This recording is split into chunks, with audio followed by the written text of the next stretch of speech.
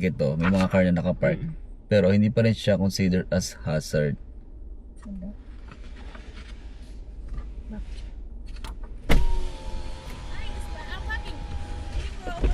This is a street parking. This is a street parking. Street parking. Yeah, I know, but can you go up there? Because you guys alone in your tripod in your right? This is a street parking. You should know that. You don't own this one. Tapos roll up mo na siya.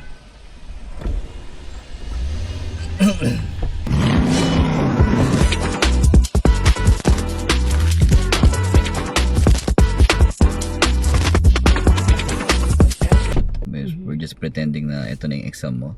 So dito makita natin ano pa yung need mong improve. At the same time, malalaman mo rin na kung ano yung pinakamalakas mong skills and saan ka nagkukulang.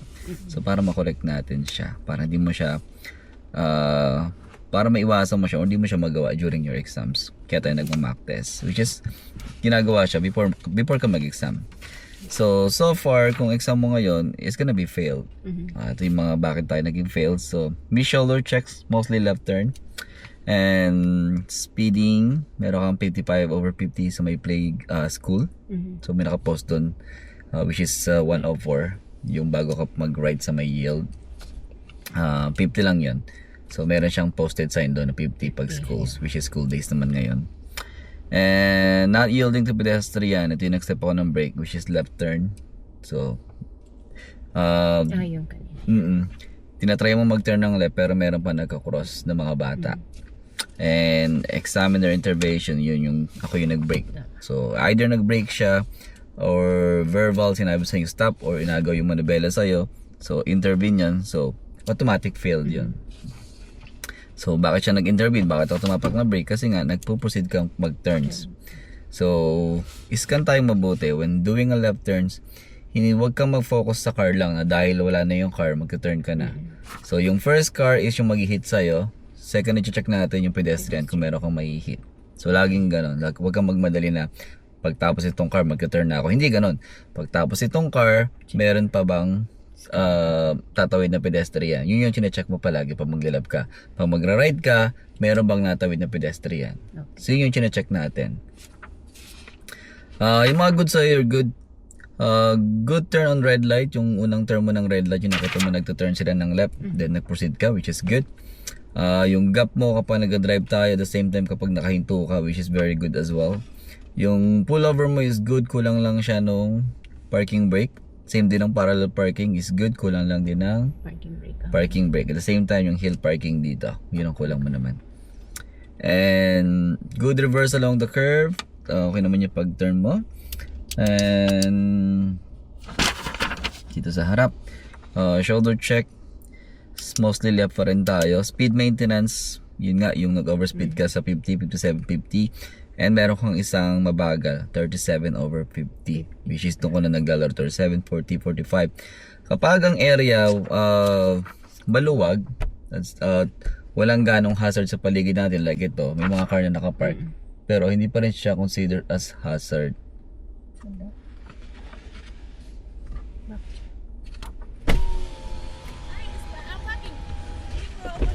This is a street parking. This is a street parking. Street parking. Yeah, I know, but can you go up there? Because you guys alone in your tripod in your right? This is a street parking. You should know that. You don't own this one. Tapos roll up mo na siya.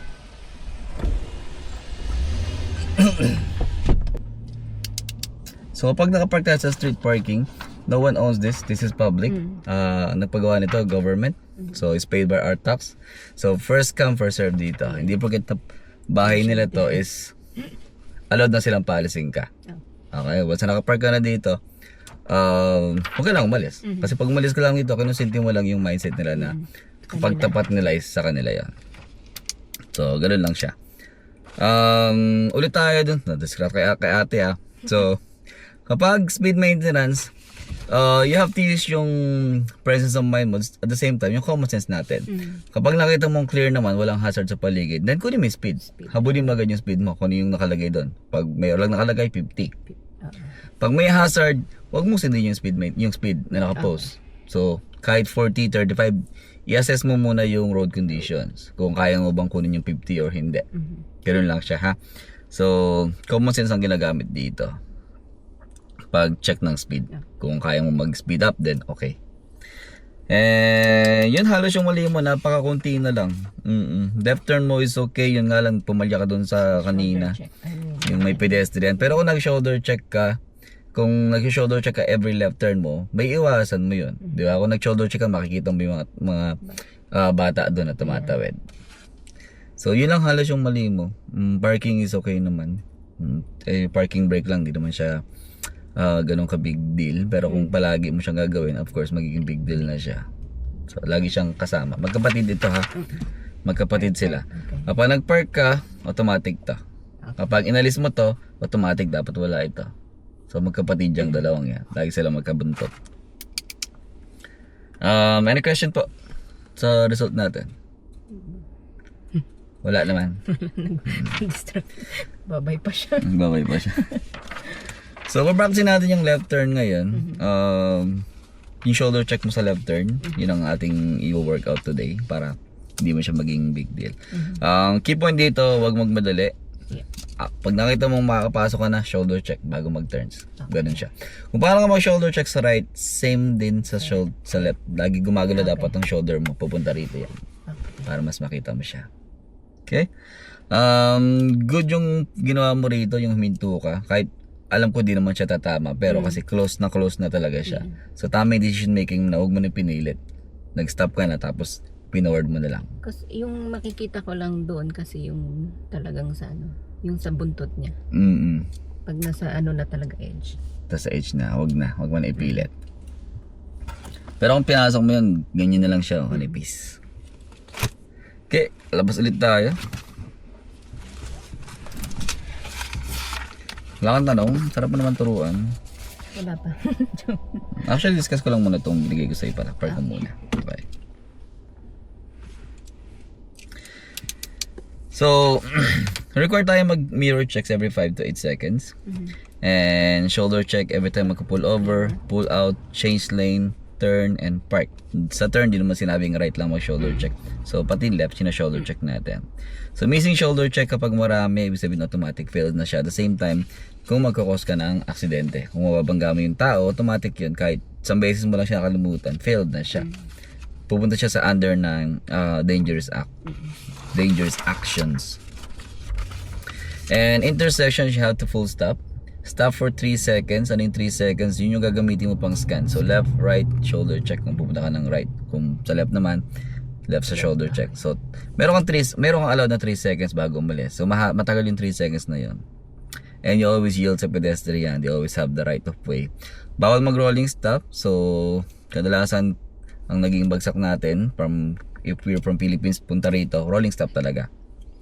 And speed control, follow mo lang yung speed posted. School zones 30, playgrounds 30.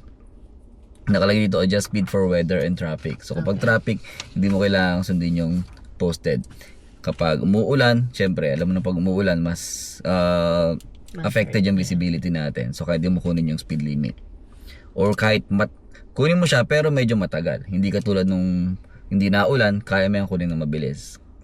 Lane control, you have to stay centered. And smooth steering, no drifting. Ano sabihin ng no drifting? Walang biglang kabig. So smooth lang lagi pag turn mo. Turn, yeah. Yes. And shoulder check before turning. Turn into correct lane. Kapag mag right tayo, yung inner palagi kinuha natin. Hindi tayo kukuha ng nasa pangalawa. Unless lang yung first is naka-reserve sa bus. And then you can take yung second lane. Pedestrian cyclists, they have always the right of way. Sila laging pinauuna mo. So makita mo sila sa crosswalk intersections and school zones. And kapag may cyclist, give them space. Huwag mo silang didikitan. Katulad din nandito, pag may nakapark na car, huwag mo rin didikitan. Lagi kang malayo. Ang pinaka best niyan is dapat isang kamay ang distance mo sa kanya. Yun yung pinaka safe niya. So meron ding tips dito, downhill with curves. Kailangan mong turn yung wheels mo toward the curve. Sabihin sa right. Kapag uphill, palayo naman. So sa left naman tayo. Pag no curve, wala kang gagawin.